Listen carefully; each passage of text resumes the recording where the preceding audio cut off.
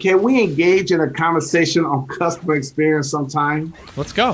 What do you want to know? What do you want to talk about? We're doing it. We're doing it right now. This is it. What do you got? Customer experience. I like it. You're here. He's here. Let's go. Let's go. We'll do it live. Come on now. What are your thoughts on customer experience? Why is it important?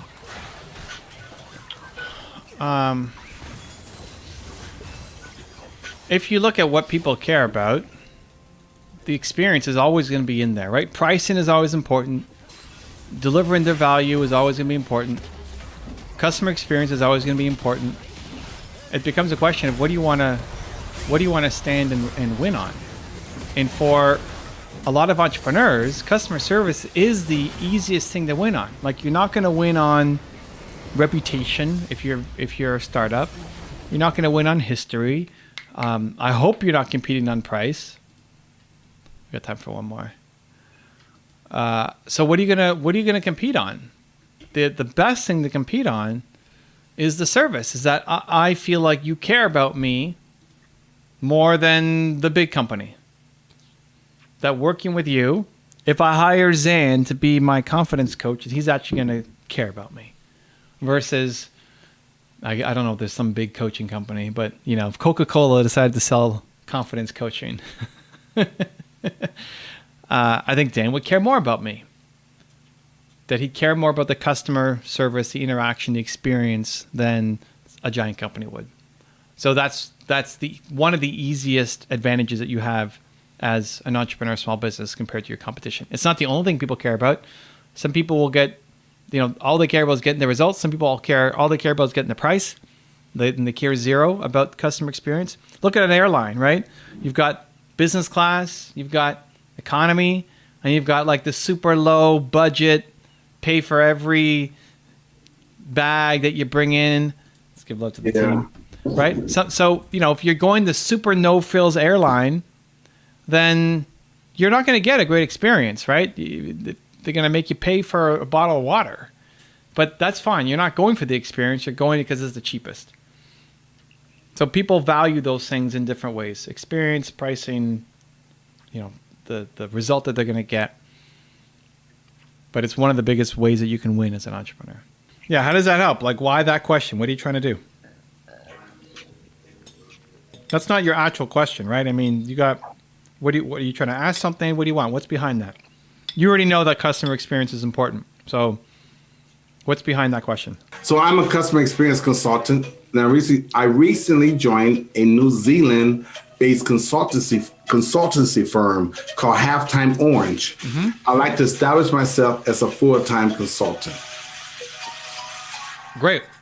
So you want to be a full-time consultant inside Orange? Orange was the name of the company? Halftime Orange. So what's your goal? Is your goal to be a full-time consultant inside Halftime Orange, or to branch off and do your own business? He is still a student. Okay. I want to be a thought leader in customer experience and build a full-time income from this job.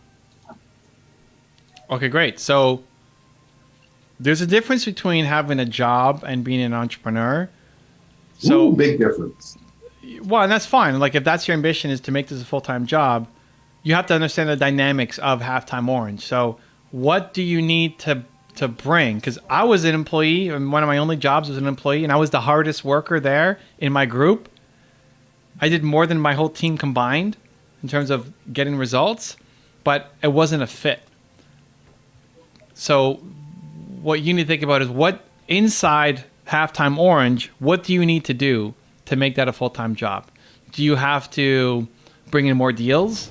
Do you have to support the boss and whatever the boss's projects are? Like, what do you need to do inside the culture of the company? Understanding what your boss really wants for you to get that full-time job. The company is run by myself and the boss, and we run it like entrepreneurs. I'm basically a co-founder. A more direct question would be, how do we grow the business, especially in this COVID situation? Oh, okay. So it's not a job. You're the co-founder of this company. Clarity helps. So that switches things up again a bit. Next is, what is your role, right? Is your role sales and marketing? Is your role trying to get new business coming in, or is your role operations? How are you splitting up the roles between you and your partner? What are you doing? What is he doing? Yeah, I know when you got confused, because when I'm not sure if Darlington's a male or female, but when they said, I recently joined a New Zealand-based consultancy firm. So if you said, I co-own or co-started, and you say you recently joined, so we think you're an employee. But no. The word job was used in there. No? Am I making that up? How do I succeed in this job or something, or turn into a full-time job? It's right here. It says, well, I want to be a thought leader in customer experience and build a full-time income from this job. Right. So you make them think that you're an employee. Right. Okay. So anyway, that's fine. Whatever. So now we got the clarity. So how do we? A commercial director. Darlington is the commercial director? Yeah, but yeah. So okay. It's because you said, so you got to bring in business. Yeah. You got to bring in business, right? If you're in charge of sales and marketing, you got to bring in business. Then you got to think, okay, who's your audience? Who are you trying to sell to? Darlington, okay, we are selling our services to any company that's looking to improve its customer journey. Break. Any company. We're already off on the wrong foot. You're not selling to any company. Who do we want to target? We need to get specific. This is not something we sell to any company. Who? This is going to be important. Like, if you were in charge of operations asking this question, that's one thing. But if you're in charge of sales, then we really need to focus this in.